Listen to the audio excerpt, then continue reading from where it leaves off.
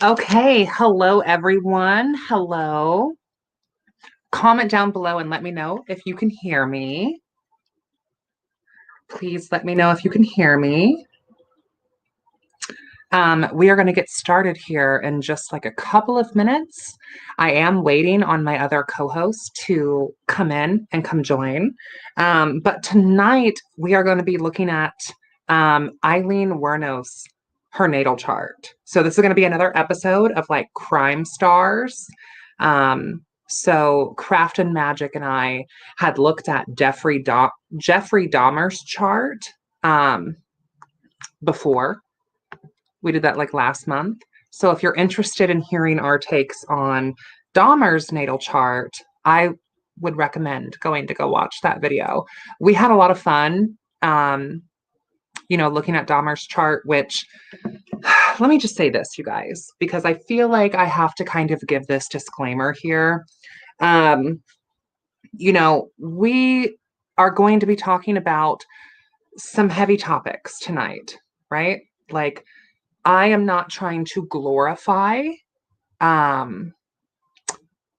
That's awesome, Chloe. Welcome. Hi, Blood, Sweat, and Steel. Hi, Chris. Thanks for joining. So I am not trying to like glorify um, serial killers. Okay. I'm not trying to glorify. Oh, hold on. Let me add her to the stream. Hold on. There she is. Okay. So I was just opening up. So you've missed nothing, by the way.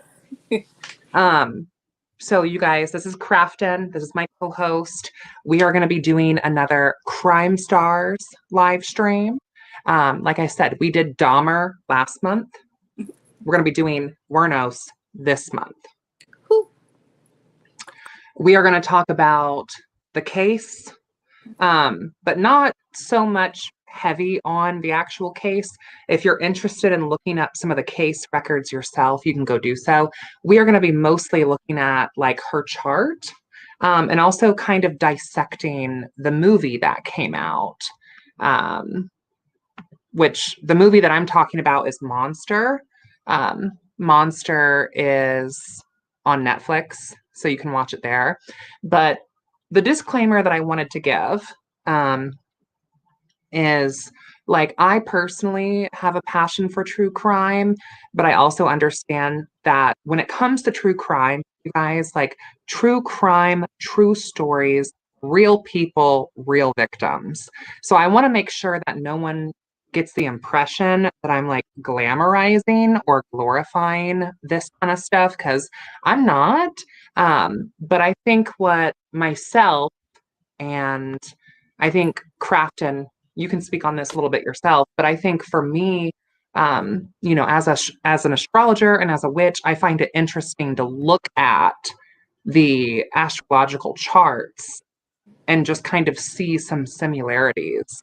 You know, like looking at Wuornos's chart, we see some similar things that we saw in Dahmer's chart. Exactly. So neither of us are glamorizing, nor are we glorifying. So before those of you get on your soapbox and this, that, and the third, and that's not what this is. This is having an honest discussion about the case and looking at the natal chart, and that's all that it is. Not glorifying, it's not glamorizing. Okay. Okay. Yeah, I think a lot of people, I don't know, for me, like as an astrologer and as a witch, it's almost like I have a hypothesis of what I Mhm. could be feeling or seeing in the chart based upon the type of crime that was committed, the type of mind state they could have been in. Things like that are kind of why it interests me so much. Um, like my I grew up in a family that was kind of interested in true crime. I kind of got that from my mom's side, but that was way before the days of YouTube. And essentially, we would always just watch a lot of things in regards to like unsolved mysteries and America's Most Wanted and things like that. And it was just kind of like a way to kind of understand people and to understand that these things can happen.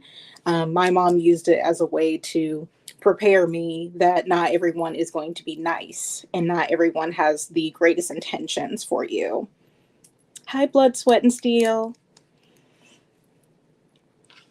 But yeah, overall, it was just, it's kind of like a conversation maker, especially now, like looking at it through the lenses of astrology and witchcraft, because it's just like you sometimes after a while of seeing a lot of charts, it's like you can kind of pick up on those energies, whether it's like a planet or a placement or even the zodiac. So most of the time when I'm looking at charts or even like comparing it to like what the crimes were committed or the type of person that committed those crimes, it's more to look through that lens.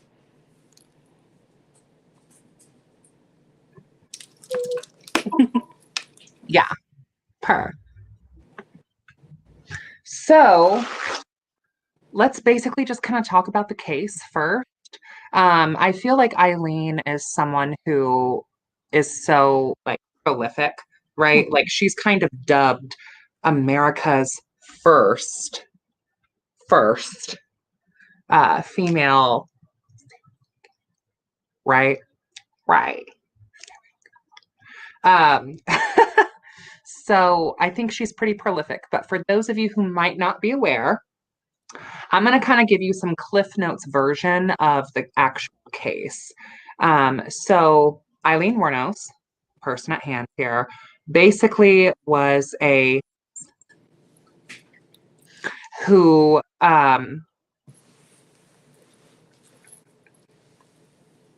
seven and was convicted for six, I believe. Allegedly, there might be more. But yeah. So let me pull this up here. Aileen Carol Wuornos is her government. She was born Aileen Carol Pittman. She was born February 29th, 1956, which I just want to point out here, not that it's necessarily like related to Aileen, but my mother was also born in 1956, just like a personal connection. And she was executed because she was executed by lethal injection October 9th, 2002, right? So I think there's something interesting to be said. Now, I did see some other like natal astrologers last year, I believe, covering this case. And the interesting thing is they were covering this case, Crafton, around the same time that we are. Oh. And I feel like because she was executed October 9th, 2002, that was around the same time that you and I were like, maybe we don't cover so and so, and we cover Wuornos instead. Because you guys, actually, we were thinking about covering somebody else. But then this kind of came up, and I was like, I feel like this case might be more interesting to kind of talk about. So I feel like her death anniversary being kind of around this time of year, I feel like was in a way kind of like guiding this live stream in the sense that like we were going to cover somebody else entirely. I feel like her spirit has been kind of like, if my story isn't told, then a lot of others won't be told. So she's known as, America's first female. And basically from 1989 to 1990, while engaging in street along highways in Florida, she shot and robbed 7 of her male clients. Wuornos claimed that her clients had either graped or attempted to grape her, and that all of the homicides were committed in self-defense. Wuornos was sentenced to death for 6 of the murders, October 9th, 2002. She served 12 years on Florida's death row and was eventually executed by lethal injection. Now, for those of you who might be interested in more of a pop culture or a media take, there is a biographical film called Monster, which was produced in 2003, and it follows Wuornos' story described from her first murder until her execution. For her portrayal of Wuornos, Charlize Theron won an Academy Award for Best Actress. Now, I do want to say this. I know this movie is hot and cold for people, but the actress who played Aileen, tens. Even down to her mannerisms.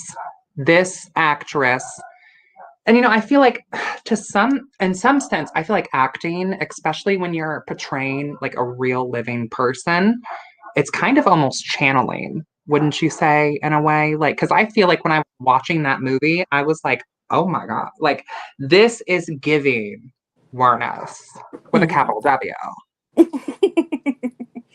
I felt like she was almost I don't know what the methodology would be called when it comes to like theater or even to being an actor or an actress. But to me, it was giving more of like she was Miss Wuornos. She was Aileen. Like there was no doubt about it. Like even if we can't really like see a lot of like footage outside of like probably there's like a YouTube video that Jazz like shared with me, and it was pretty much talking about like some of her confessions that she made. And the most that we can find is like that kind of information, or maybe parts of the trial. But overall, it's kind of like this actress really channeled her in a way that seemed almost like it was almost scary accurate to the energy that It was Eileen. uncanny, really. Okay, I And was while we're like, talking about this, I don't know if you guys can hear it, but honey, Yen and Mina over here barking. My what? dogs are going off the charts right now. And it's not a DoorDash or an Instagram, okay? It's the spirits. But yeah, Craft, and let me maybe actually see if I Hmm. can bring up and we can screen share because I believe Eileen Wuornos, her last interview with the media before she was executed is you can watch it on YouTube. So I'm going to see if I can find it. But why don't you just kind of talk about your thoughts about Eileen and the case? Maybe not so much like the movie, but like if you have any thoughts about Eileen, her childhood, kind of like psychologically. Oh, Miss Luna. She's already caused some chaos in the background. So if you see me go off, it's because she's done something back here. Yeah, I'm gonna look for that Okay. video to screen share, and you kind of just talk to them about like your thoughts about Eileen's caricature. So the kind of energy and also just kind of the energy I got from Eileen was very convoluted in the sense of like her as a person, she didn't really have a chance. Um, she pretty much had like a bigger family. There was a lot of sexual abuse. There was a lot of trauma around having children. She even had a child that was based around incest. So there's a lot of like, how can I say, very traumatic things that happened to Eileen that I feel like I don't know humans that could like get through that kind of trauma and not be, I don't want to say become like a, but more so like go to that route in life. She was an SW, SW girl. She did the good work. Unfortunately, as a child, she was being called like a sick pig And amongst her I want to say classmates. too, not to interrupt you, but I do want to say just so that we are all clear who are watching this live or as a replay that we're here for our folks who do SW. So this is not to downgrade, denigrate, degrade, any kind of grade the folks who do SW. Um, I won't get too into that, but I'm just saying that Mhm. we support the workers, Mhm. period. Just so But everyone's aware. okay. We will be speaking critically of this person's character, SW aside. Hmm. Hmm. Right, right. It's more so the, you know, the things that I feel like she was driven to in a lot of sequences. There were a couple of like I believe like the very first at least noted case, because I do think there were a lot more um, that took place. I think these were just the ones they could find, and I feel like it was kind of like a manhunt because there were police officers involved as one of the victims. Um, Girl, you know I gotta come back in here. Hold on. Yeah, so I was saying when I was talking with Crafton and a couple of our friends, I feel like, you know, murder is wrong, period. mhm, Right. mhm, But I do feel like Eileen Wuornos got a much harsher penalty. One, because she was a woman, two, because she was a queer woman, and three, because I believe one of her victims, and I believe it was only one, and correct me if I'm wrong, but one of her victims was a cop. And so I feel like all three of those things kind of like played into this. mhm. I do too, and it's unfortunate because it's kind of like if you don't. if you are not a part of society in a way, especially in those times, I'm not saying that it's not the same now. It's not worse or crazier now, but upon that time, if you didn't fit in the mold, you didn't fit in the mold. And if you weren't a part of this mold, then it was, best to look down upon you. It was best to, not look at the background that you like literally had to survive, every single day of your life. Like if you weren't given a silver spoon in your mouth, it was almost like, well, something's wrong with that one. And it's like, no, I don't think anything was probably wrong with Aileen when she was born. It was probably the environment. That's kind of the nurture versus nature Yeah. argument. But I mean, if you go through that many things to where like cigarettes are pretty much the only thing that you care about, and that's probably due to desensitization of anything else in your life. You've probably went through some heinous acts. You've probably had to do things that most people would not live through. So I feel Yeah. like it's unfortunate that she, had to even be in that category. It's unfortunate that she even had to like do that. And that was literally just to survive. I don't think people realize that. Like, not everyone has like those kind of choices. Like, some people can really beat the odds and some people just can't. That's okay. It's just And I think that kind of the plays into world. like the whole nature nurture kind of Mm-hmm. conversation because, like, you know, murder Mm-hmm. theoretically is always a choice, but Mm-hmm. people's mental and like what they're set up like up here, Mm-hmm. uh, not everybody's working with a full kit, babe, Yeah. to Yeah. begin with. Yeah. That's very true. Um, and I mean, she was raped by like her father's friend or her grandfather's friend, Mm-hmm. and even like I believe her brother, and was Mm-hmm. also forcefully impregnated and Mm-hmm. forced to have a child at 13. Mm-hmm. She was 13 years old when she gave her first child up for adoption.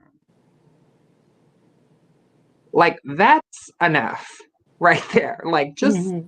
just that alone, I think psychologically, and even before she was 13 in the fourth and fifth grade, like Mm-hmm. Crafton was saying earlier, she was being bullied and called Sig Pig, like a pig for cigarettes, because she would do Mm-hmm. anything for a cigarette in fourth or fifth grade.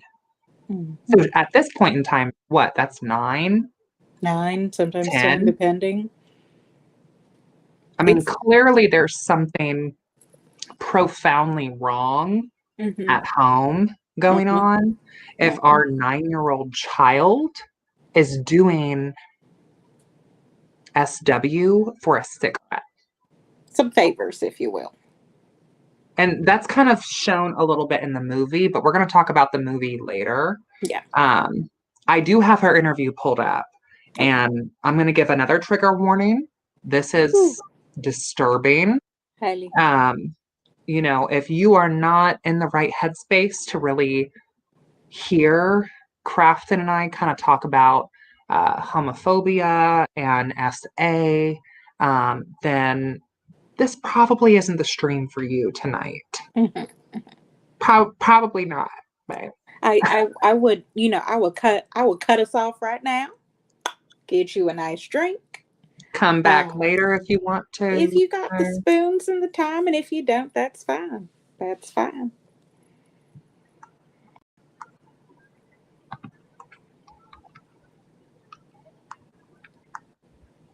Okay.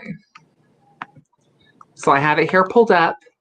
We are going to, this is a 7-minute clip. I believe this is the last clip that you can watch with Aileen in an interview, kind of talking about stuff before she was executed, October 9th, 2009. So we're going to start this now.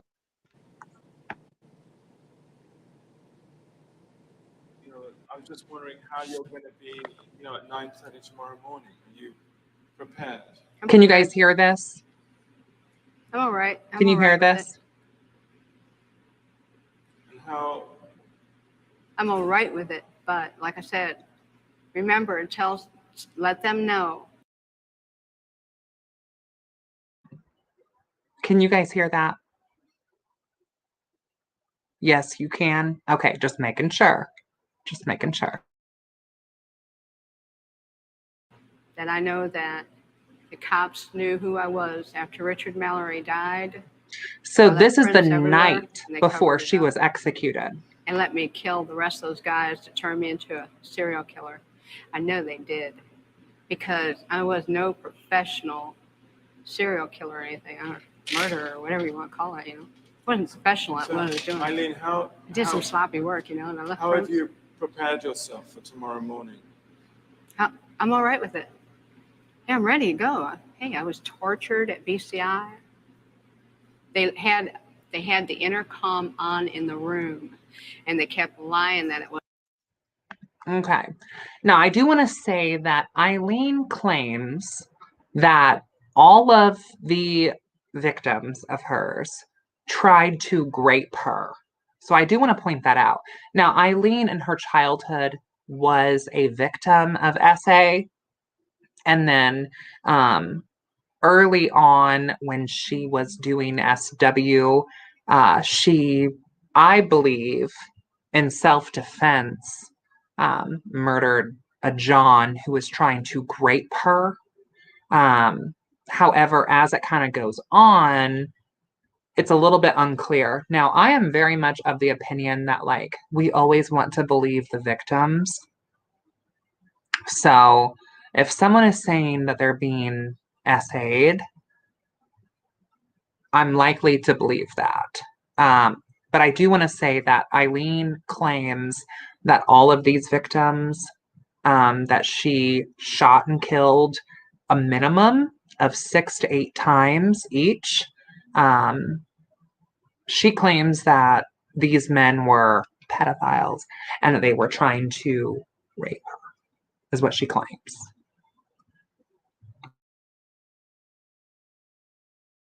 Wasn't on, and they were using sonic pressure on my head since 1997.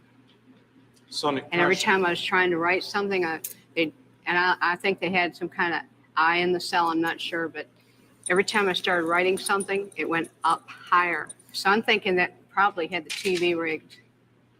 The TV or the mirror, something was rigged. They got a huge satellite on the compound. After they put the huge satellite on the compound, it could have been either rigged to the TV set or the mirror or something. Because the electrician, when he put the mirror on the wall, he said, "Doesn't that look like a computer?" The back of it, and he stuck it to the wall. And do you think, did that affect your mind, do you think? Huh? Did that affect your mind in some way, the sonic? It was crushing my head, and they were using sonic pressure continually. Then when I had 3 meetings with Miss Villacorta on it, every meeting I had, she increased the pressure of the volume of the comm, increased the harassment on the floor, increased the trays being inedible, just increased every bit of my complaints and trashed all grievances. They're trying to make it look like I was crazy at all times, rig up the room with torture. If I said anything about I think their whole plan was trying to make it look like I was totally crazy. And so nobody would believe anything I had to say about anything. And then drive me there if they could. I suffered so bad. I was really struggling to survive. Had a lot of trays that were attempted murder and everything. I had to wash all my food off. And then one day I didn't wash my food off, and I was sick for 3 weeks, almost died. But you're okay now. I'm okay. I'm okay. God is going to be there. Jesus Christ is going to be there. All the angels and everything. And, whatever's on the beyond, I think it's going to be more like Star Trek, beaming me up into a space vehicle, man. Then I move on, recolonize to another planet or whatever. But it's. Now, hold on. Let's take a pause. I feel like it's evident here at this point, Aileen is just clearly not with it. Like, she is absolutely not mentally well or of a sound mind, in my opinion, to even be doing this interview. Mm-hmm. And I also, I'm not here to necessarily say whether I support or don't support like the death penalty, because I feel very conflicted on that. But I feel like the fact that she got the death penalty for basically being convicted of 6 murders. I think the fact that one of her victims was a cop and that Aileen had a very public queer relationship played into the severity of her charges. Um, I mean, there's men who have done worse who have gotten less. So I feel like at this point in the interview, she's just kind of, she's not even there.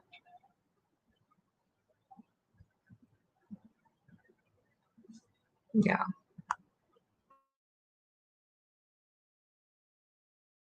Whatever's beyond, I know it's going to be good because I didn't do anything as wrong as they said. I did the right thing. And I saved a lot of people's butts from getting hurt and raped and killed too. So are you saying that you killed in self-defense or in cold blood? What do you, because you changed your story. I'm just trying to What are you talking about? Change story on what? No, about whether it was self-defense or not. I'm not going to say it, I'm not going to get in depth about my cases, Nick. I'm on my way to the chamber, nothing stopping it. You can believe it or you don't have to believe it. That's up to you, man. Put a big question mark on your film. What more is there to say about the cops? What more do you want to say about the cops? A lot of stuff. Did you know that they were surveilling me before I killed? And then I knew it? And that it was covered up? Did you know there was helicopters dropping down from the sky, deputy sheriff, with decoys picking me up 4 or 5 months before my arrest? It was covered up? But nonetheless, Nobody ever asked me these questions. Whether the cops were following you or not, Eileen. Oh, whether the cops were following me or not, Eileen, okay, what? Let's say the cops were following you. Yeah. Let's say they were following you and they did everything that you're saying they did. Uh-huh. Nonetheless, yeah. You killed 7 men. Yeah, sure And did. I'm asking you, what got you to kill the 7 men? And I'm telling you because the cops let me keep killing them, Nick. Don't you get it? Not everybody is killing 7 people. So there must have been something in you that was getting you to do that. You are lost, Nick. So I was a hitchhiking hooker. Right. Running into trouble. I'd shoot the guy if I ran into trouble. Physical trouble. The cops knew it. When the physical trouble came along, let her clean the streets. And then we'll pull her in. But That's how come why. there was so much physical trouble because it was all in 1 year. 7 people in 1 Oh, year. Oh, well. But why not say no? Because I'm out of retaliation for taking my life like this and getting rich off it all these years in total pathological lying. Yeah, thanks a lot. I lost my fucking life because of it. Couldn't even get a fair trial. Couldn't even get a fair investigation or nothing. Couldn't even have my appeals right.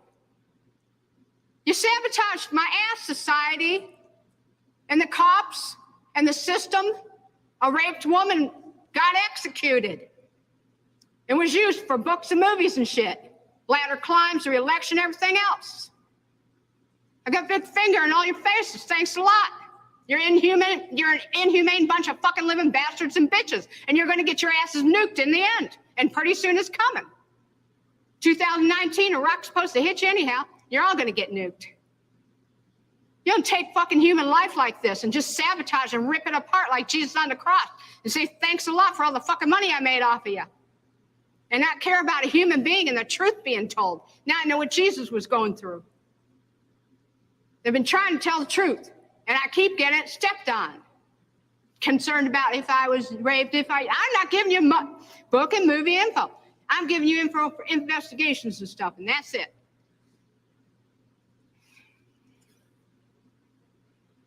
We're going to have to cut this interview, Nick. I'm not going to go into any more detail. I'm leaving. I'm glad. Thanks a lot, society, for railroading my ass. Okay, let's go. And those were her last words, really, to like really the pretty media. Incredible that Aileen had just sailed through the psychiatric test the day before. It makes you wonder what you'd have to do to fail. Those were her last words to the media. And like Nick, the interviewer, said, hold on. She said, I have more to say. Like, Nick, the interviewer, was like, okay, so she sailed through psychiatric testing. Like,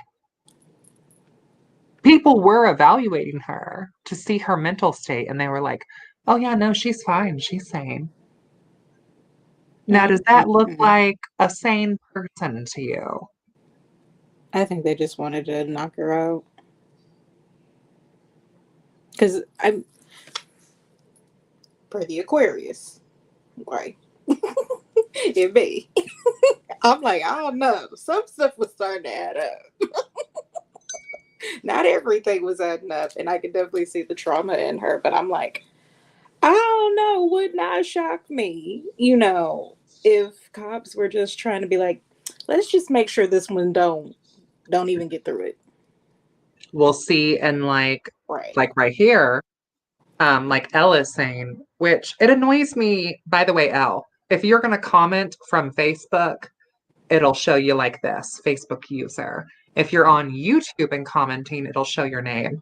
But like, it's so weird. Like Elle is saying, they wanted to do it. They want, and like Blood, Sweat, and Tears says, or Blood, Sweat, and Steel, you know what? She makes some valid points about our justice system at the end. This is what I'm saying. I'm not glamorizing or glorifying what she did. What she did was wrong. Okay.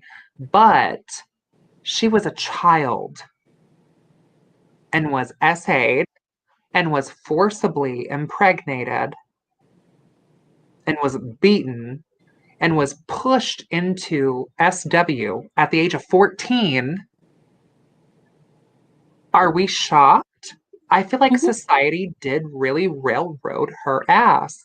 And that's what she said herself. She said, thanks a lot, society, for railroading my ass.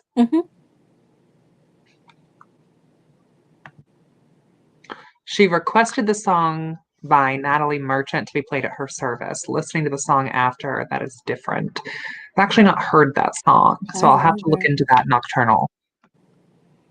You're clearly able to see that she's mentally ill and a threat to their stuff too. Right.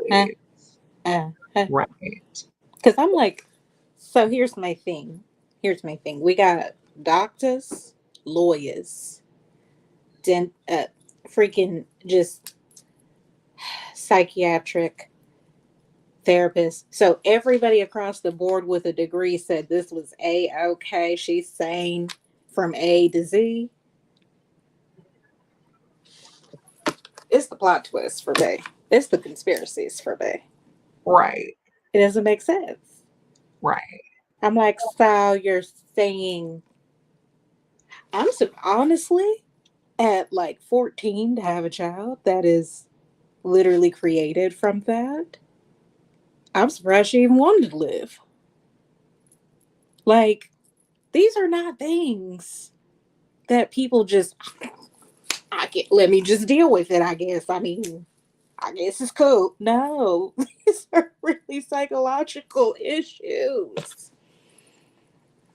You just don't come back from that kind of stuff. And I'm like, I'm surprised she lived as long as she did.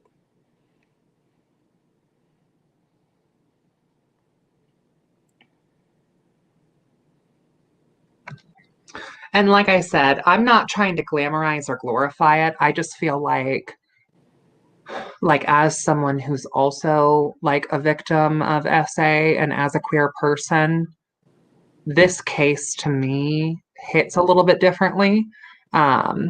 Just because I feel like she really didn't get a fair trial. And I'm not excusing what she did, like as it wasn't bad. Like, yeah, obviously the things that she did was wrong. And I can't condone any of that. But I am saying that I can empathize and kind of see where some things went left in this case. And I have some conflicted feelings about Tyria, who in the movie goes by the name Selby. But her lover, Tyria, I have some very conflicted feelings there. I'm very... We should get into the chart though before we get into the movie. We should, because the tea was thick with that one. And I did tell Elle, I said, Elle, if you have thoughts, you can hop on this live too. I will send you a link. Which, guys, our live streams here, these Crime Star lives, if you guys want to call in or hop on the live stream, you can. You don't necessarily have to be on video. But if you want to hop on and kind of tell us what you think of these cases, look, we'd love to hear it.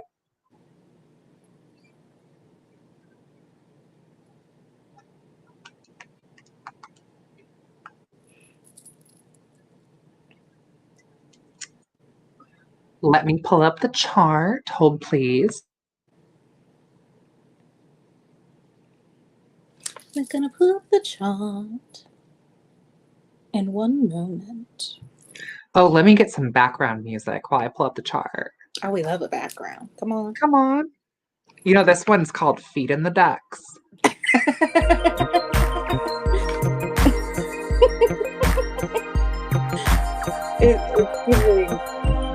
It's giving tubular. It's giving me 1972.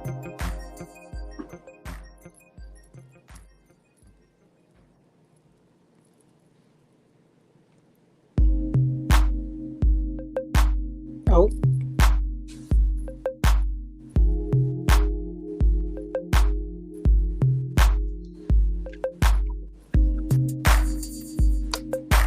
You gotta have a dance break.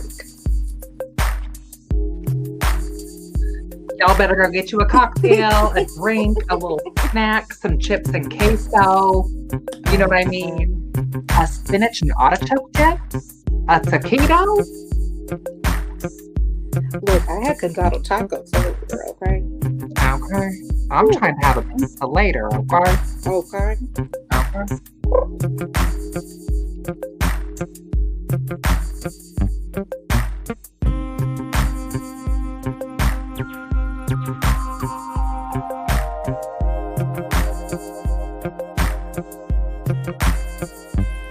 Alrighty.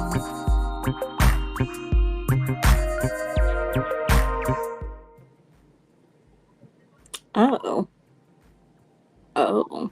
So I want to start off with this, okay? Now, Sydney and I are going to be looking at the natal astrology of Aileen Wuornos. Now, here's the thing.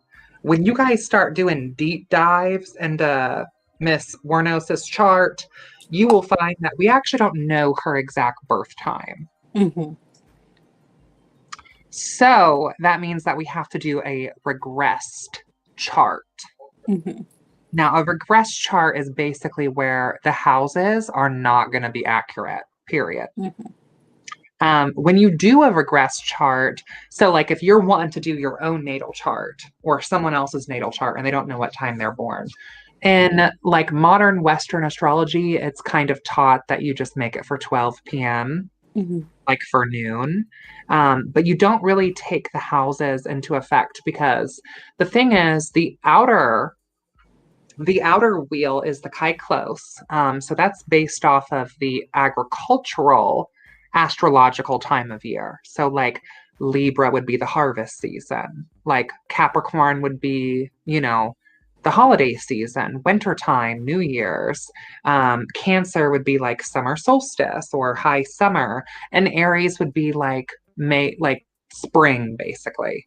Mm-hmm. So like the Kyklos, that outer wheel is based off of an astrological time of year. Now, so that means that without knowing her birth time, her like planets will more than likely be correct. Now, the moon sign, you can have some differentiation, I think is the word there, like some of those closer planets. Because basically you have like the inner planets, like the natal core, the inner planets, the social planets, the outer planets. The natal core would be like sun, moon, rising. And then the inner planets would be like Mercury, Venus, Mars. And then the social planets would be like Jupiter, Saturn. And then the outer planets would be like Uranus, Neptune, Pluto. And that's what in like modern standard Western astrology, we would really look at. And there's other things that we can look at too if you want to go deeper, like asteroids and, conjunctions, squares, trines, whole nine yards. But that's basically like the meat and potatoes of what we would be looking at.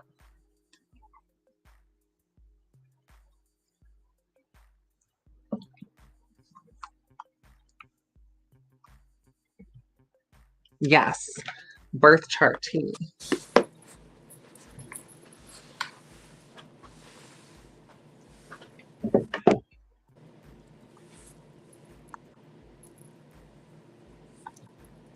So what, Crafton, can you kind of tell them about just like birth charts in general? Like kind of go over some of those planets and like what we might get out of it.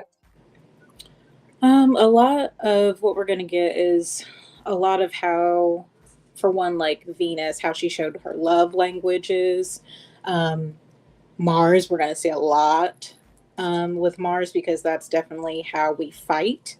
That's how we are going against people when it comes to conflict in mind, aka all the things that happened. I believe too, when it comes to a lot of her moon sign, we're going to see how she deals with things emotionally, like how's her inner world look. We're going to see, things when it comes to Uranus. Uranus is going to tell us like where's the revolutionary change within the chart. Things like that, like birth charts essentially, especially when it comes to the planets, like we'll find even her Mercury. How does she speak? How does she talk? What were the ways in which she communicated to other people? Like what was that like? And considering since this chart looks like it's aligned, which essentially aligned just means that like we're beginning at Aries and ending at Pisces. So everything is pretty much like, I think it was like her Venus was in Aries in the first house. So it's still going to be Aries. So Venus and Aries in the house of Aries. Or if anything's in her second house, that planet in the second house of Taurus, if you will. So there's going to be a lot of breakdown, more about her character, how she kind of lived her life, kind of the way she may have even reacted towards other people or people around her. And it looks like she does have a lot kind of going like externally, which is kind of at the very top of the natal chart, and then internally, which is kind of at the bottom of the natal chart. Luna wants to get on it too. We love Luna. She's a brat. You guys comment down below 666. Okay, if you love seeing Luna on here, comment down below. She said, hold Luna. on. She said, For no, Miss hold Luna. on. She said, I'm going to take my time, but I mean, I can come back. She's in like every single live. Aren't you? Aren't you? Aren't you in every single live? So let's just get into this chart. So Miss Aileen Wuornos, right, is a Pisces sun. Woo. Pisces sun, Libra moon. Now, we're not really going to talk about the houses here because this is a regress chart. Right. So let's just kind of talk about the placements. Pisces sun, Libra moon. Like, what do you think, Crafton? What do you think? Pisces sun, I mean, she wasn't, look, when she was born, she wasn't even there, okay? She just, like, Pisces is such the visionary and such a dream to behold, and sometimes it's a delusion. I feel like when probably speaking to Miss Aileen at the very beginning of her life, she was very heads in the clouds type. Like, she had a lot of ideas, especially, too, I remember... especially her talking about like her belief in God and how things like God and the angels are going to make all these changes. Like, I don't think she's wrong. I just think, she might have been putting a lot more faith up there because she's literally sitting in the visions. She's seeing like anything happening around her. I think this may have even influenced a little bit of how she perceived the world. Like, if all these bad things are going to happen to me, there must be some good to come out of it. Well, let's also talk about the fact too that like Aileen, I think was really struggling in some ways, like with her sexuality. Mm-hmm. And like in the case files, it kind of talks about that as well, is that Aileen was having this like lesbian relationship, but was also really battling her own essentially Abrahamic trauma, right? Mm-hmm. About like she's in love with Tyria, but she also believes that her love for Tyria is a sin. And so her kind of, I think, battling with addiction, drugs, and alcohol, and her lesbian relationship, I think she viewed both of those things as vices. Like, I feel like she kind of viewed her lesbian relationship as a vice, just like she viewed her lust for drugs and alcohol as a vice. Mm-hmm. And because of that, I think that that kind of shows in some of her Pisces moon sort of characteristics. So, And or Pisces sun, I should say. And then that Libra moon, technically it's showing in the regress chart in the 7th house, which, like I said, we're not going to really play too much into houses because we don't know the exact birth time. But her moon being her emotions and her inner world, and it being in Libra, I think society wants to paint her as like this crazy, drug-filled, delusional Pisces. Because like Pisces does have that aspect. Pisces, out of all the water signs, you know, Cancer is like hard on your sleeve, crybaby. Scorpio is like brooding emotions, but like Pisces is like disassociative emotions. So I think society wants to see her as that Pisces aspect, but who she really was on the inside, like she had a lot of Libra in her with her moon, and the moon was in the 7th house, allegedly, per the regress chart. But I'm just saying I could see having the moon in the 7th house being why she took the fall for Tyria, which we're going to get into that later, but I just feel like she took the fall. I feel like Tyria was trying to set her up from the beginning. Also, hello, Whitney. Hello, Whitney. Good to see you, baby. Also, cutest kitty. Okay. She is. When she's not bratting, she is. She's great. She's amazing. Luna is honestly the star of this Crime Stars show. She's the star of every live she's on. You know what I mean? They're like starring Luna Louise. Do you have any thoughts on that though? Like, I know it's a regress chart, but the fact that her moon was in the 7th house, allegedly, if we're gonna say that there's this regress chart is the true tea, right?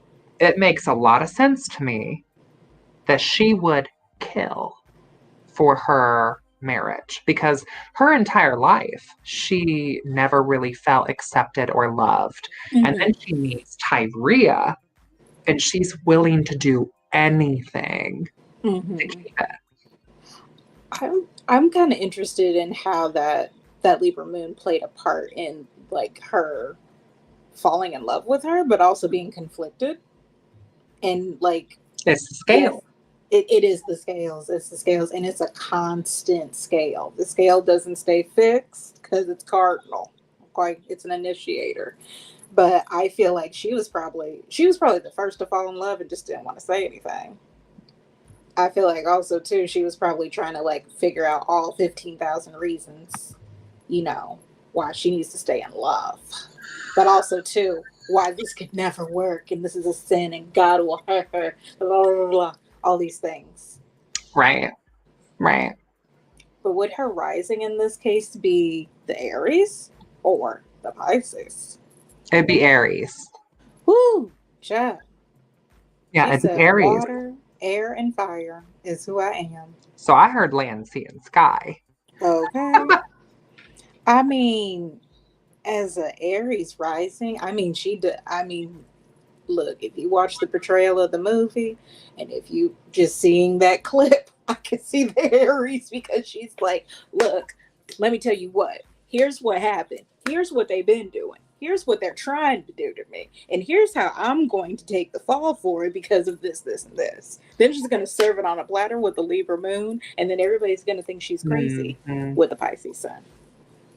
Well, and I will say too, you guys, like we will talk about the movie after the chart. Crafton and I both have different but similar takes on it. The movie is hard to watch. I will say that. I will say that. Isabel Turner says, I think her Libra moon represents the justice that she thought she was dealing out to the people she thought deserved it. I think that's Agreed. a really cool take, honestly. It wouldn't surprise me because just, I mean, how else can you deal with the things that have happened in your life unless you had some reason? I feel like that's what kept her going. Well, and I feel like as like a Libra sun, fairness, balance, justice are things astrologically we are wired to be focused on. Sometimes insufferably so. But I think in her case, Isabel, I can see what you're saying. And Crafton, I can see what you're saying about like her queer relationship. Like it's the scales of like, I love Tyria, but it doesn't align with my faith. And like back and forth, back and forth, back and forth. I wonder too, because I was like, I wonder what was the ultimate indicator for her to be like, I'm gonna stick with Tyria. You know, Blood, Sweat, and Steel says, yeah, the number one person in all the world that she believes is on her side. Not hard to understand from her point of view why she did what she did, right or wrong, it makes sense. So, welcome, Erin. Moving forward at some of her inner planets, we have like a Mercury in Aquarius, a Venus in Aries, and a Mars in, is that Capricorn? The Mars is in Capricorn by 1 degree. Girl?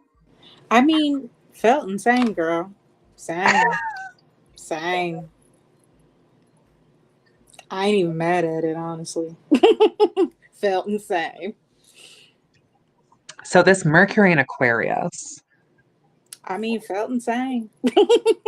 Felt insane in a different house. Right. I mean, mercurially. You know what I mean? This one allegedly is seen in her 11th house.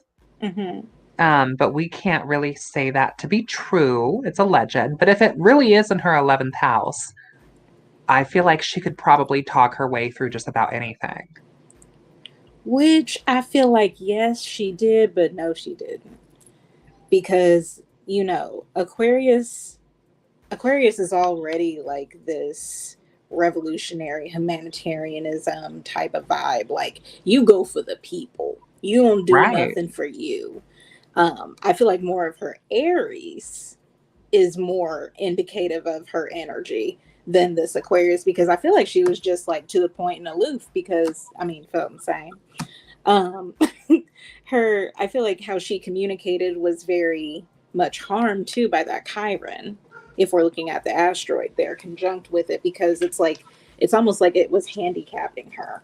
And you can see, I kind of think that Chiron, which for those of you who don't know, Chiron looks like a KO. It's showing up here allegedly in the 11th house, also in Aquarius. Chiron represents like the wounded healer, or like the skeletons in your closet, or like your trauma. And I feel like communicatively, per Mercury, she used her trauma, her Chiron, as a way to relate and connect with people. And I feel like I see that displayed in the movie where she was like, these are my kids down in Miami, and I'm just trying to get down there to them, and Like, I think she was I think because of this placement, having Chiron and Mercury like this in this placement, allegedly in the 11th house, which is probably not accurate, y'all, because this is a regress chart, shows her manipulation. I think, I don't know too, because the way I'm looking at it, I see what you're saying. I'm seeing it as like this was her way of like, let me let me move away from the idea that something's wrong with me. Let me communicate to people as if I've got everything right. And then when you justify everything with a moon like that, Right. what do we think about the Venus though? Venus and Aries, I feel like that makes a lot of sense, honey. I To me. don't I don't know. I don't my like in some of her mannerisms, yes. I feel like she was very assertive. I feel like she had a lot of emperor energy. Hmm. Hmm. And maybe that also displayed in her love life. I mean, I don't know, was she the top? I don't know. I don't know in those kind of I think she was the situations. top. I think she I think it with Tyria most likely. Yeah, I'm talking about Tyria, girl. With Tyria most likely. I think she had never been with anyone like Tyria. I feel like I don't know, the first house I feel like it's like love me, choose me, think of me. Like everything's got to be about her. Which like it is, girl, but then she made everything about her partner. Which we will say allegedly for entertainment purposes only. This is a regress chart. I But don't yes, know. I but yes. also I also feel like too her 11th house might be skewed because she didn't have nobody but Tyria. So wouldn't that be a Pluto in the 11th house? That's all Girl, I'm saying. girl, Whitney said my Venus in Aries is a pain in the ass. Look, I'm sorry you feel that way because you really could be working with it. But that's the magic for you. That's the craft for you. I feel like I see what you're saying. Like in her love life, it was all about her, assuming that it really was in the first house. But even with it being an Aries, I feel like a Venus in Aries can be very like emperor, very like royal, sovereign, masculine.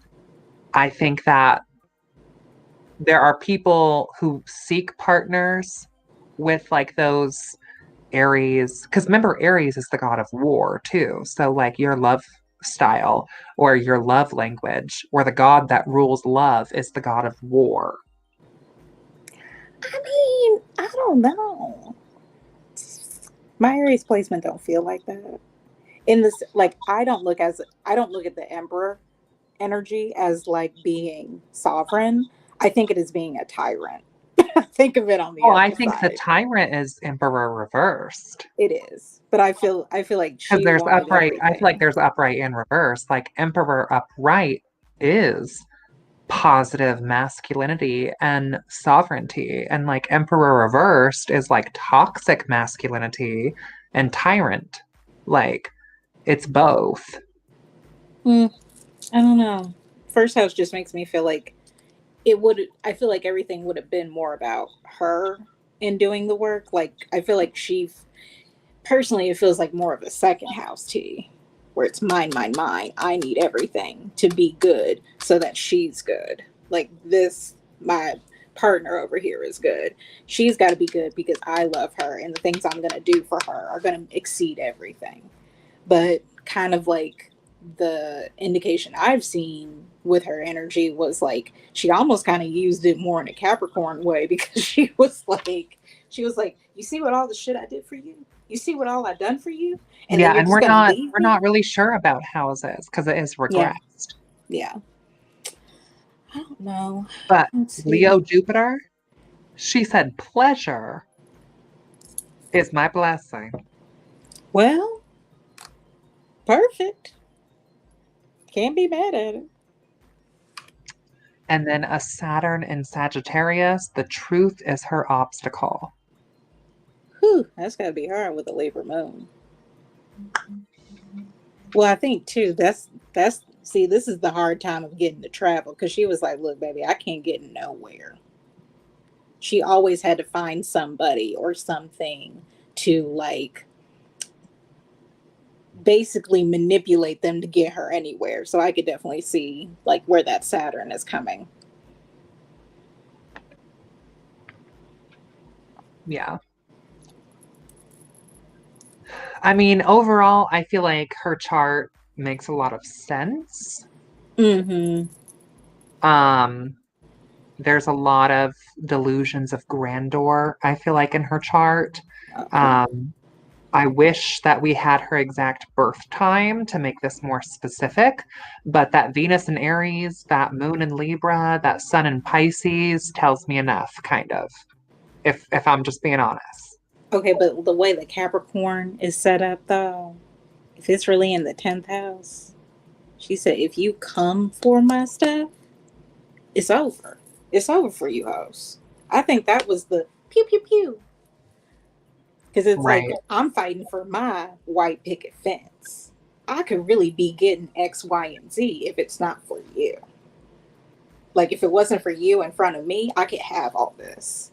And I feel like that's the kind of like, I don't know, that might have been a little bit of her Aries Venus too, because like I felt like she felt like she was, and I do feel like she was entitled to a lot of the things she wanted in life.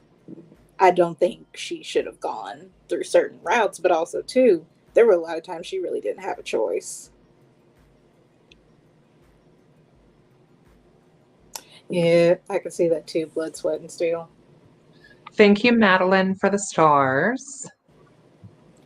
My baby girl. Kayleen, don't be like that. Don't be like that. Caps are not sneaky No, they are. dangerous. They are. They They're are. not sneaky dangerous. Don't be They mad are. because people know who other people are to do other things. It's not sneaky dangerous. You just They need to are. know your people better, No, baby. That's Catalin. all. Miss Kayleen, you're right. You're right. When you're right, I you're don't right. know. I don't know. I don't know. It She's a just seems cat like, moon. She can say these things. honey, I have a stellium in Capricorn. We could say it too. So let's talk about the movie. Ooh, this Let's movie. talk about the movie. You go first. You go first. Well, I was gonna actually grab me a beverage really quick. Okay, fair. So hold please. She said, "Dang y'all, I feel like you're talking about me, Pisces moon or Pisces sun, Aries, Venus, Mars, and Aquarius." Oh, well, I'm we're not Mars and talking about you, honey. Aquarius. But if the shoe fits, no, I'm kidding. No, but if you want Crafter and I to read your chart, links down below.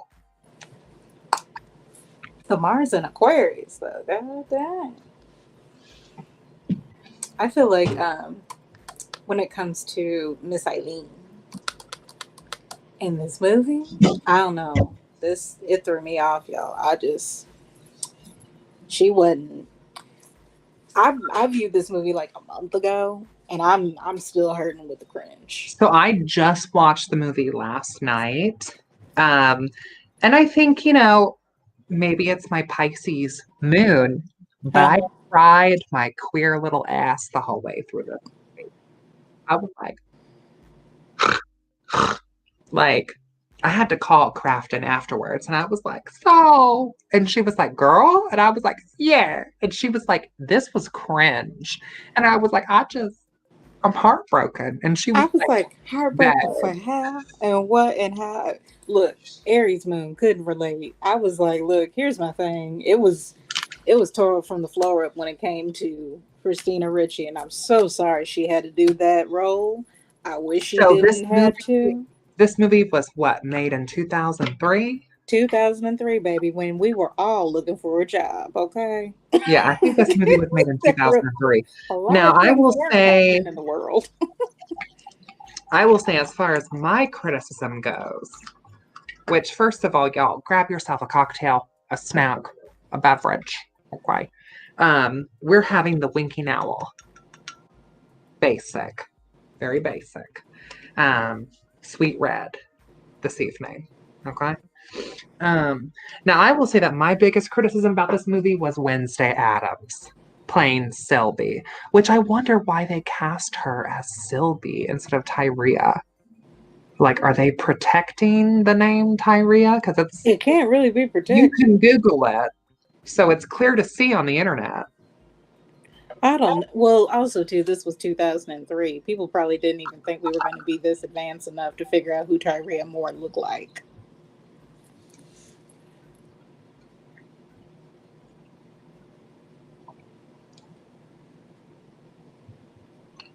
Double Scorpio is never a bad thing, babe. I feel like that Never a means that bad you're thing. hiding something then. I mean, per the usual of any Scorpio Which placement. I will say that Blood, Sweat, and Steel, we are supposed to have a live stream tomorrow at 7. So please go check out Blood, Sweat, and Steel's channel. They make a lot of cute and iconic forge content. Metalsmithing, Bridget, craftsmanship. One of these days, I hope to get like an athame or something from their forge. But we are going to be streaming tomorrow. So come back here tomorrow, same time, same place. And I'll have Blood, Sweat, and Steel here on the channel. Kayleen says that they thought the movie was good, but it was hard to watch at times. So I agree. I actually really liked this movie. I know that Crafton didn't care for it as much, which, hey, that's fine. Okay. We do not all have to like the same thing. This movie to me, I would give it probably a 7 out of 10. To me, what really sold it was the actress who played Aileen. And I believe she won like an Academy Award for it. Like we were talking about earlier in that wiki article, she actually won an award for playing Aileen. I mean, they really cast Aileen well in the movie. Now, Sylvie, Miss Wednesday, look, I was talking to Grams earlier, Crafton, because Grams had watched this movie too. And I had told her that we were going to do this today. And she was like, I can't believe Wednesday Addams in that movie. That's what I'm saying, Grams. Yeah, we're all on the same page. We're all on the same page. The Helio Ladder said, Winking Owl's legit. I'm so bad at astrology, but my husband is in my she cave, so I got wine and a try hard attitude. Hey, Kraft and I both love Winking Owl. Okay. I literally have some in the kitchen as we speak. Okay. But yeah, what would you give the movie out of 10? I gave it a 7. 4. 4? So I think that, what do they call that in math? The median would be 5? Mm-hmm. The median would be 5 because it's in the middle. Mm-hmm. 5.5? Yeah. Right underneath it. Mm-hmm. I could give it a 2, really. Could really give it a 2. It was just, I don't know, because like I try to be like, let me be diplomatic, but I don't have those kind of placements. It was just freaking hard to watch. I was just like, what in the hell is going on here? What is this foolery? Time foolery. I couldn't get over it because I was just like, you got Christina Ricci in here in a bar. Now, like which one? 15. Wait, which one was Christina Ricci? Because I'm bad with celebrity names. Huh? I'm bad with celebrity names. Who was Christina Ricci? Wednesday the black Owl? Hair girl, Selby. Okay, Selby. Okay. That look, she was the only name I remember in this whole movie. Girl, I have no idea. Charlize Theron played Aileen. Okay. Well, Charlize did an amazing job. I think she did a good job. I think she got her mannerisms down to a T. I do too. You know, I guess it's hard. In my family, everybody's damn crazy. And I mean crazy for some wild ass shit. But I feel like she got Eileen's crazy, like from her big eyes to her crooked teeth to her, like she would go, like she'd throw her hair back all crazy. Like I feel like she just really was channeling Aileen to me. And so the movie that we are talking about, you guys, is called Monster. So if you want to check it out for yourself, I recommend that you do. It's on Netflix. No, this is not a sponsored video. Netflix is not paying me for this. Isabel says, I'm with you, Crafton. I'm a Cap son, and I rolled my eyes about 100 times. That's it. So, I mean, and you guys, like Crafton and I, we have different opinions on this movie. I think that if you're interested in the Wuornos story, you should watch it. Now, to me, the reason I give it a 7 is also because it kind of played more on Aileen and her relationship with Miss Tyria. I would have liked to see more of her childhood, more of her upbringing. It kind of glazed over that. We got all of that in about 8 minutes of the movie. It was mostly about her and Tyria. You know, I feel like if they had played more on her childhood, it would have painted like a different narrative in the sense that like she talks about it later in the movie, but she was like telling Tyria about how like she was essayed by her grandfather and her dad's friend, and how she car was driving. forced to give up the baby at 13, and how her brothers, basically her family was separated with CPS, and her brothers got taken to this nice new home, but the new parents wouldn't take Aileen. And Aileen was kind of doing SW and fending for herself and would bring her brothers nice clothes and cigarettes and alcohol. And when her brothers found out that she was doing SW, they threw her out in the snow to freeze. Mm-hmm.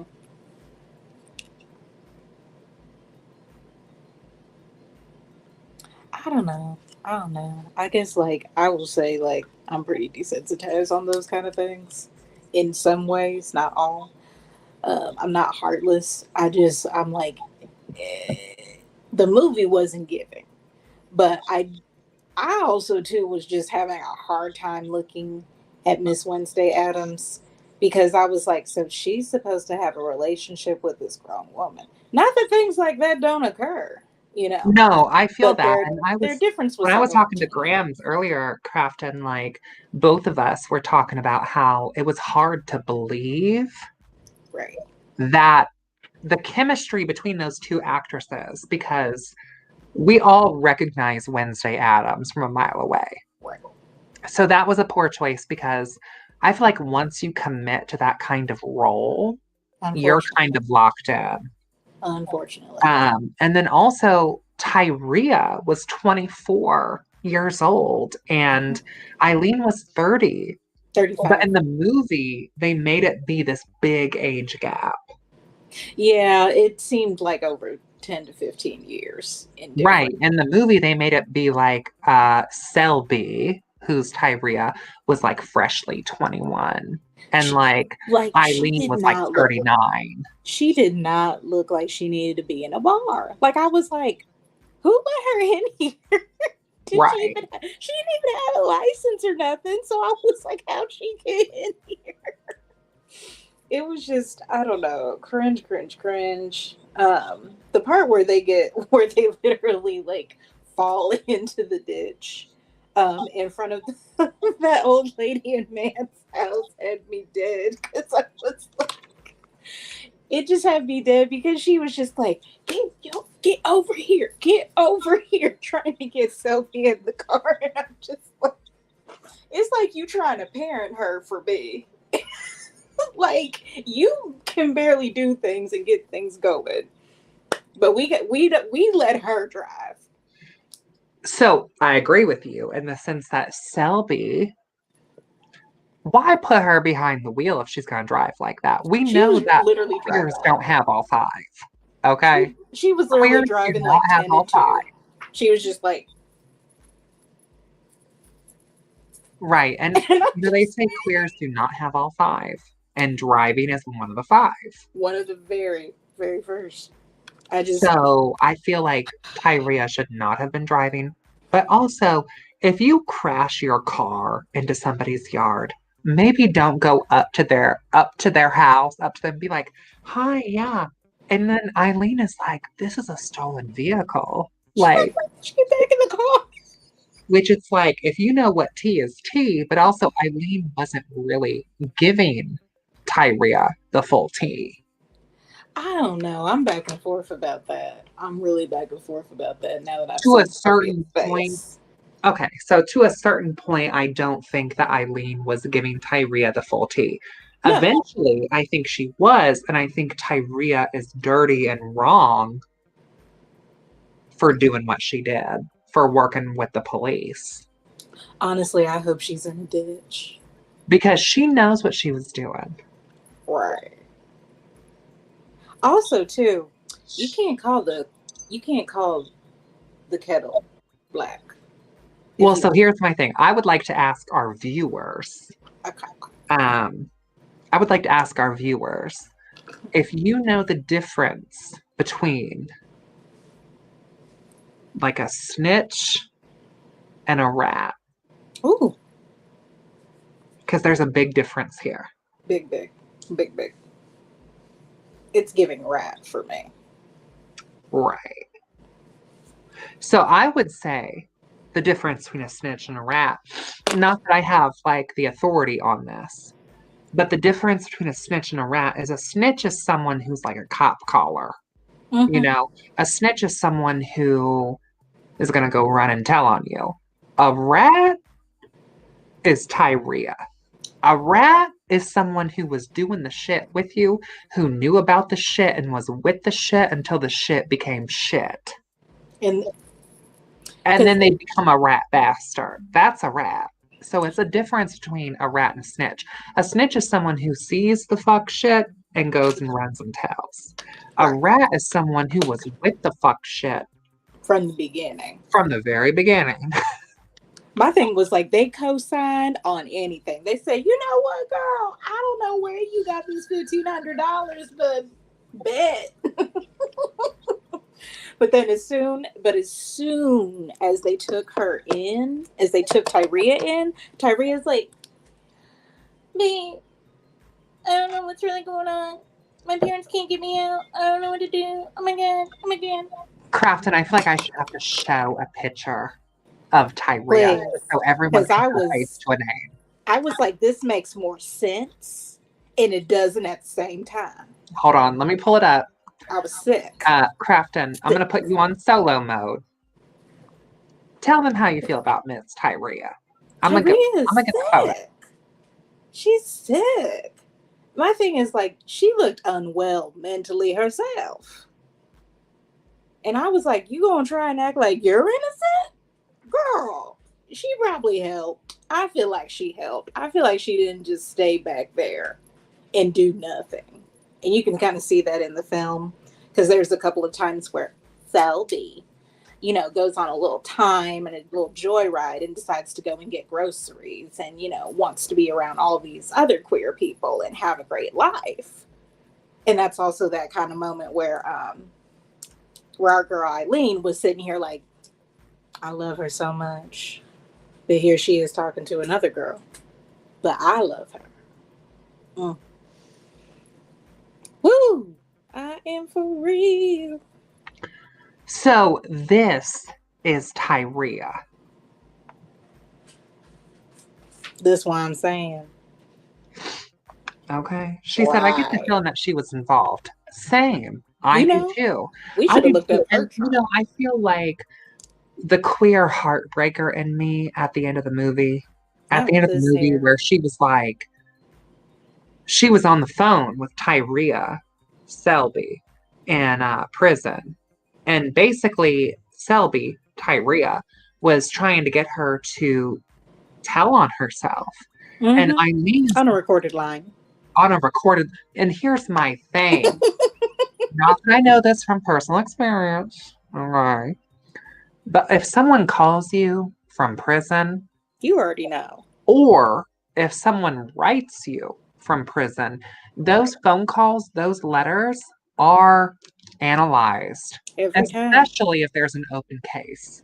Hello? Okay. And so Tyria was talking to her in prison and was trying to get her to basically clear her name. And I will say that the JPay, the inmate calls between Miss Aileen and Tyria are available for the public to listen to. Oh, Lord have mercy. It's going to be bad. So if you would like to hear them for yourself, you can get into it, you can listen to it. But basically, Tyria was really trying to get her to tell the full tea in a particular way because Yep. Tyria had caught a bus back up to Ohio To be with her family. to be with her family, who was putting her through a gay conversion therapy, Which you know that had to be traumatizing. electrical shock therapy. Okay. Which, unfortunately, where Kraft and I come from, our home state, okay, unfortunately, we come from the state that invented and started really putting that into works. And that's why fuck Mike Pence, okay? Also, citing the movie Because I'm a Cheerleader for all the queers in the back. And that too. In the front. Okay. But, Woo. and I have some friends who have gone through electric shock therapy, and it's obviously very inhumane and fucked. And so I can kind of see where Tyria was like trying to kind of find her way out, but she did it in a way that to me is a rat bastard. And she had the police on the recorded line. Right. With Aileen. It's the tapped phone calls for me. And this is the Tyria. Right. Here's my thing. A committed relationship for nearly 5 years. And also, Wuornos is showing up. So y'all lived together from hotel room to hotel room to hotel room. And allegedly some homes. And you weren't working, right? Because when y'all met, Tyria was working as a hotel maid. Right. And then you saw Miss Aileen and were like, oh, this is my way out of being a maid. And then you went to go live with her from hotel room to hotel room to hotel room. And then she was bringing home different vehicles, different monies. And you just didn't even think about it. Like, you're like, okay, how does she have like a secondhand Mazda? But then she has a Toyota Corolla. But then she has a Toyota Camry. But then she has a Ford F-150. We're not thinking though. Like, we're not, because here's my thing. I would think, Crafton. Look. Even amongst Judy's, even amongst friends, if you and I were on the lam, and you came home every night with a different vehicle, I'd be like, girl, where'd you get this car from? And if you said, oh, I borrowed it, I might believe you the first 2 times. But once we get to the 6th time, I'm like, oh, we're not borrowing this vehicle. Girl, I have a stellium in Capricorn. Borrow where? I'm just looking at, here's my thing with Tyria. I need to know her background because there's a lot more going on than just not having these teeth. These luxury. So you guys comment down below if you would like us to cover Tyria. If we can find some information on her, which I'm sure we can, but I'm just like, what is that chart? Can we have a nail cam really quick? Here's the nail cam. Because I get that question. People are like, oh, show us the nails. Now, we will do another Crime Stars in December. Mm-hmm. It'll probably be towards the end of December. Something to wrap up the end of the year. You know what I mean? So we might cover like a different serial killer. I don't know. Comment down below. Let us know what you guys think. Give us some ideas. Elle says, involved. I'm just like, when I see the face, I'm just like, girl, commitment where? Because she looked like she would fall for anything that had more than $5 to their name. Okay.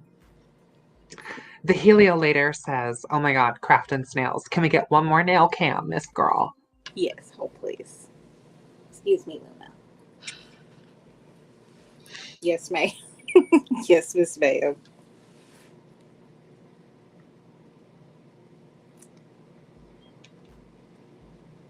I went a little crazy. Winter solstice.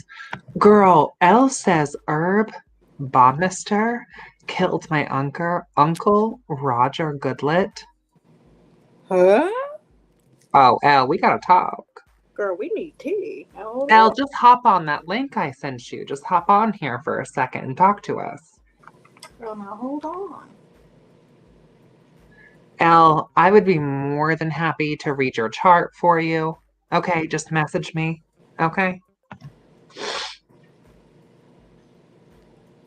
Oh, Miss Luna. She's like, I know that you're not on here not talking about me. Okay. Literally. This is what I get because I got her at 4 months, and the very first day I had her, the very first evening I had her lay on my chest. So ever since then, she's always been like, I'm gonna lay right here. A little baby.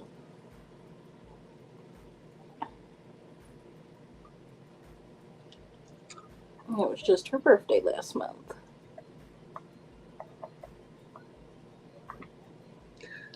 We need to get Elle up on here. Okay. Oh, we need tea still. Come on now. Right. She said, Herb Bomister. Bumster. I don't know how to even pronounce that. Honey, I don't either.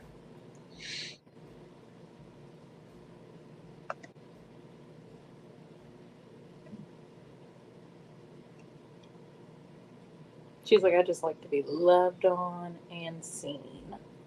Same, Luna. Same. No? Yeah, Elle, you're gonna have to tell us about this. Oh. Not unsolved mysteries. Now hold on. Now hold on. So, Elle, do you want to hop on this live? You don't have to have your camera on. You can just hop on the live. Here, come on, Elle. Luna wants a story. Right. Luna's like, I'd like a story. Right.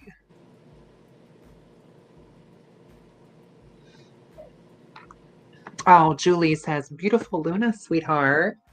Thank you, Julie. You know she's a little queen when she wants to be. Oh, Crafton, tell them about our Shaba Yaldas that we have planned. Yes. So for those who remember from last year, earlier this year actually, the timelines are all so confusing at this point. We will be doing another Shaba Yaldas to celebrate the big 3K that Miss Jasmyne Ambrosia is gonna get for her channel. Okay. And she would like to thank all of her followers and people who are a part of her Patreon. We will be, for one, bringing out the Hafiz book again and giving everyone a piece of poetry from the Hafiz book. These are the words of God, if you will. We will be celebrating with pomegranate, pistachios, like watermelon and things. Oh, hi, Rona. Hi, baby. Oh my God. Okay, she's done. You done? Yeah, I know. You got a little scared. That's okay. Here's Hafiz. Hafiz. Which, you know who has to really look at this? Paige. Right. Paige needs to look at this book. Because you want to talk about like some of the greatest poets of all time. Hello. Hafiz. But yeah, what day is that? January 7th? I believe, let me double check my calendar. Oh, Elle's It is the here. 7th on Saturday. Elle's here. Elle. Miss Elle. Hi, darling. Hey, girl. Girl, what is tea? Girl, spill it, because it's wild. Okay, so I have to do more research to give any more input really on Aileen. Just from the initial stuff, that's just what I was feeling from her, what I was saying in the comments. But when you talked about doing a special on another serial killer, yeah, my uncle Roger Goodlet was one of, it's pronounced Herb Baumeister, one of his victims here in Indiana. Roger he was amazing, but he liked to go dancing, and so he frequented a lot of the gay bars downtown Indy, and So how do you yeah, pronounce the killer's name? Herb Baumeister. Is that German, Baumeister? I would think it sounds like it, but I don't know to be certain. Okay. Well, because Indiana has a lot of German like immigrants as well. And I know someone Ooh, personally whose last name is Baumgartner, and okay. Baum like is German. Yeah, I. It would make sense, knowing a little bit of his backstory and how he came here and how his family got started. He owned a chain of like little stores, the Save-A-Lot stores. Do you remember those? Yes. And yeah, Yes. and he, I honestly have no idea how his wife didn't know. Again, kind of like what we were saying, like when you're with somebody for 5 years or however long, you know their behaviors, you know their mannerisms, you know what they're doing. There had to be some level of involvement.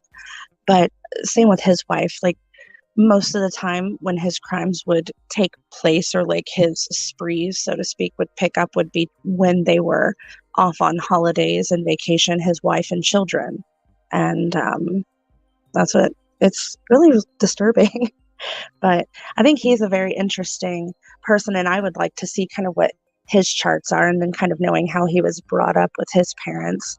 Um, Actually, there's a gal I'm friends with on here who she likes to do like notorious, like local killers and such. And so she did a documentary on him that's pretty awesome. I'll send you the YouTube link if you'd like, and you can kind of. Yes, please do. I Please will.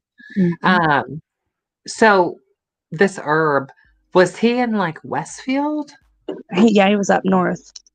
He was up Wait, north. because this is kind of ringing some bells, I He had think. like a big mansion up there and like lots of acreage and And did he actually like, and we are on live, so we have to be careful what we say, but okay. did he like bury Uh-huh. like and like Yeah, people and like buried them like men? correct. And like one of his Okay. people actually got away. That's how he got caught. Um he like Roger was missing for almost 5 years. And then And this is your uncle. yes. So And this is your mom or dad's sibling? it would be dad's sibling. So it's interesting. Like it was Were you like close to them? so yes and no. It's hard to. That's a lot, Jazz. No, That's horrific. I'm so sorry. it's okay. But I know that like he was missing for years, and like grandma went on like unsolved mysteries because he was like part of the whole thing, like when he was still missing at the time. And it was just like they thought maybe he had been picked up by that I-70 strangler. Like they even thought that Herb could have been the I-70 strangler. And then once everything broke and they started exhuming people's, DNA tested what And this is in confirmed. Westfield, right? Like, I can probably pull up his address. Is this the one in Westfield where they had like they were gonna do like a haunted house about this and people like started freaking out and this, that, and the third? Oh, I hope to heavens not. I mean, I don't know anything about that happening, but a haunted house up there wouldn't even be cool. But yeah, it is Westfield is where he was at. It was Yeah, I think this might be the same one. I can't like they at Fox Hollow they were gonna do like a haunted house at I'm Fox thinking Hollow. about Fox Hollow. I'm sorry. You're right. I'm thinking about Fox Hollow. Well, that was the name of his estate, was Fox Hollow Farms. Wait, so it's not the same or it is? That Fox Hollow Farms was the estate. Hold on a moment. Okay, so we have tea to talk about when we're Yeah. not live. It's pretty deep. Yeah. We can talk. Listen, I won't say too much while we're live, but it was the FH asking if I would come out and read tarot cards. Right. And I was like, what? And they were like, it's like this and like that. And I was like what? And they're like this. And I was like, wait. This is not like the Headless Horseman Okay, at so Connor let's Prairie. talk about this because I just have to swallow a second. Because if you have the opportunity to do that, and we're gonna do that, I would love to go with you. Just to kind of process that energy there, if that makes any sense, and connect See, with but I people. felt like that was we'll have to talk about it off air. We'll talk about it. Yeah, we'll have to talk It about it could definitely go to two ways, but I think that would be an interesting kind of thing. See, I feel like, and Crafton, I don't know if you're still there or not, but I feel like when it comes to like true crime, remember like true crime, true people, true victims, real stories, right? So it's not like a Headless Horseman or Jason Voorhees or any of that. Like, this is real shit. And like, it's not. There's a fine line between it being for like entertainment purposes. And we had to live that. Right. And it being like exploited. So it's deep. Crafton, are you still there? She might have left. But Elle, anyway, I would love to have you on the channel regardless. Maybe you can come on for like a Daughters of Cain interview in like December or something, and we can talk about like your business and everything. Did you see my live stream for Halloween for Hocus Pocus? I was wearing one of your headdresses. Yes, I loved all the props. Thank you so much. I was smiling ear to ear, and you looked adorable. I liked the way you had the hair drooped through the antlers. It was perfect. It made it kind of fun, right? Yeah. It looked like you had just been frolicking and you just come out the woods like, what, bitch? I'm here. Yes. And comment down below. So the business page, Bone and Branch. You can do Bone and Branch on Facebook. Okay. TikTok stream is at Bone and Branch, and then the website is boneandbranch.net. Is it and or N? So the only place that I have the N instead of the word and is on Instagram. Everywhere else, it's the full AND, Bone and Branch. So like this? Yep. I usually squish it all together, but yeah, either way, they'll find me when they put it on there. Yeah, go check out their stuff. They make really cool stuff, and I hope to have you on like another stream. Welcome back, Crafton. Hello, beautiful. Hello. Hello. Did you hear what we were talking about, or were you AFK? Look, you know, life is a queer. I'm here and I'm here. I heard some of it, but not all of it. Okay, so Elle, will you tell Crafton what you told me? Which part? I'll just start from the beginning and kind of wrap it up quick. So my uncle, Roger Goodlid, was killed by a serial killer here in Indiana named Herb Baumeister. And he was missing for several years before they actually determined that my uncle was one of his victims by, he was one of the exhumed humans off of the property, and DNA confirmed it was him. And so she's talking about doing a segment, you know, on another serial killer, and I'm like, do Herb. He was one for the books. Good God. And I'm going to send her some links. I'll send them to you too if you want. Another local gal had done a few different little clips on YouTube about it, so it kind of gives you a good overall of what happened with it. It's pretty awesome. Whew. Ooh, yeah. Okay. Yeah. Okay. Wild. Very wild. Yeah. They didn't like have diagnoses like they have, you know, like the accessibility, I guess you could say, but looking back now at his mannerisms and his talents, I would say that he was definitely on the spectrum. And so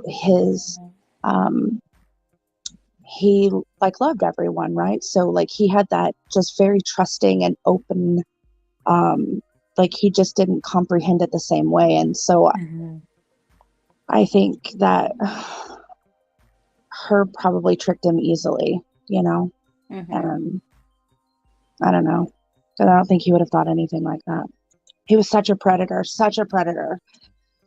Actually, I can't wait for you guys to kind of read about him or hear about him on the Well, and I was saying, Crafton, I don't know if you remember this or not, but there was someone from Fox Hollow wanting to turn it into a haunted amusement site and like asking for tarot readers. And I was like, I don't know about that.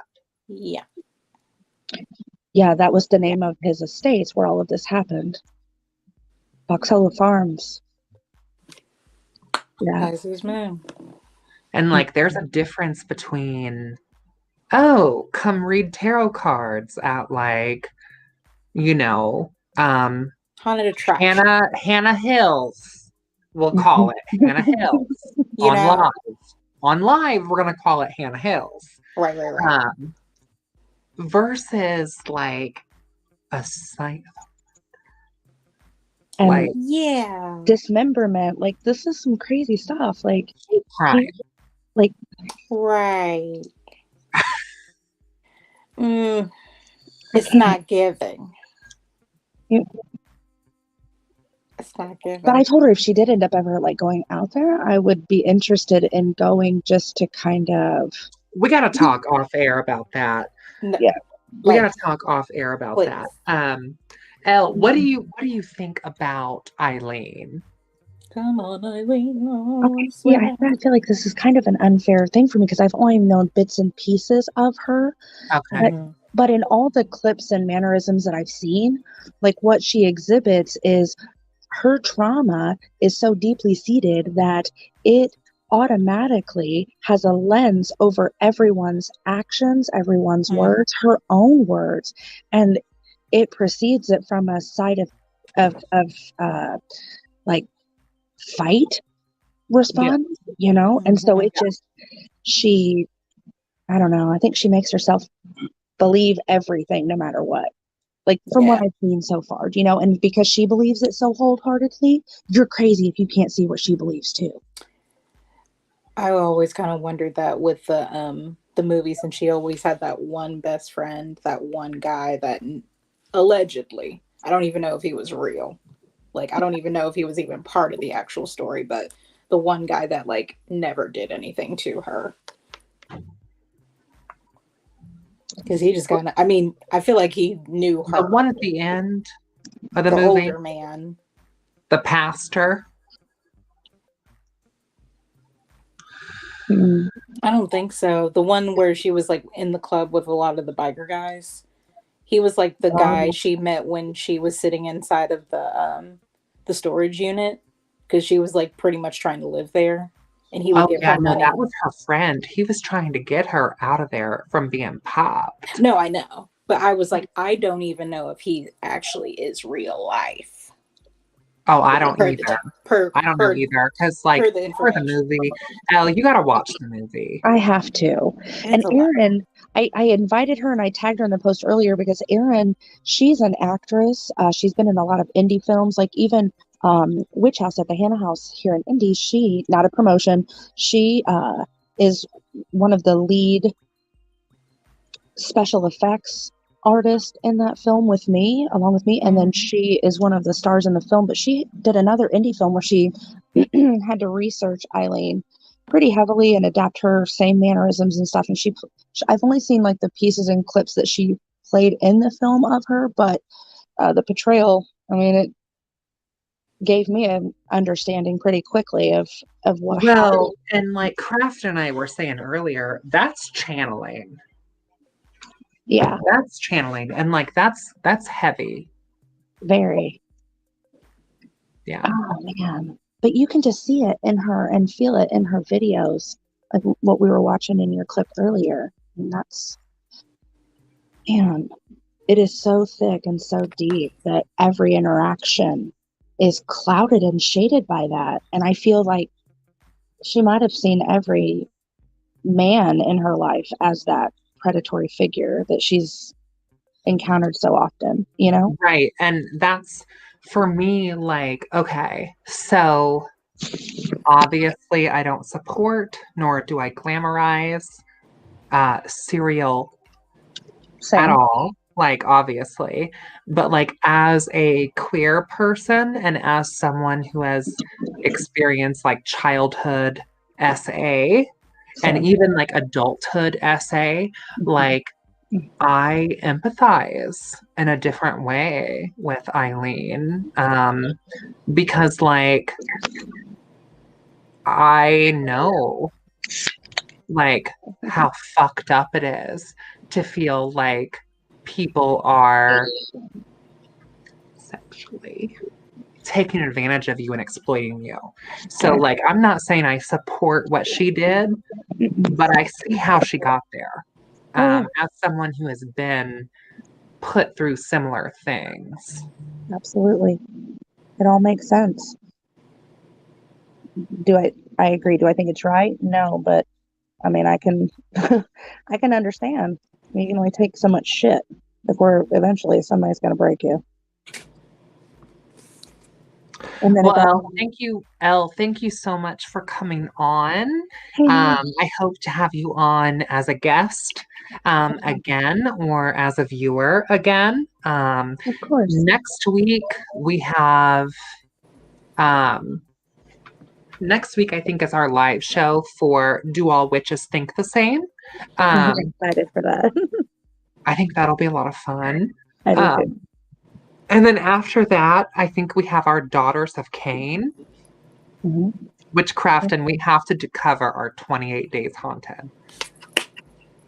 And then after that Daughters of Cain, I think we have another Daughters of Cain with someone from the TST, which I won't name names because things aren't confirmed, but it might be someone from there. So I do have to end this live stream though.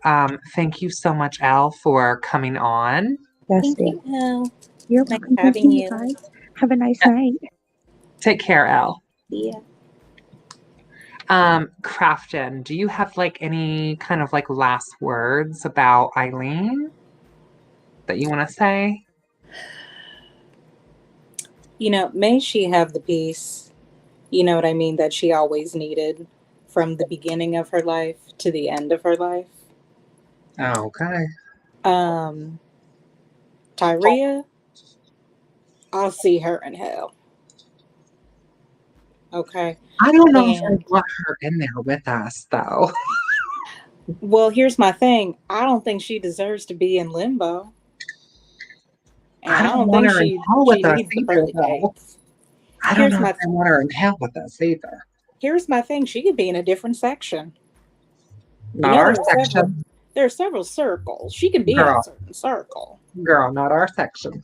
Exactly. She ain't VIP. So I would say this. Thank you all for joining. It's been a pleasure, truly. I hope that you all tune in for our Crime Stars for next month and our Do All Witches Think the Same next week. That'll be a lot of fun. Craft, and I hope that you can be a moderator in that place. Please. I will do what I can. Inshallah. Inshallah. And until next time, blessed be. And maybe I'll see you in hell. Depends on who you are. Depends on what section you want to be in.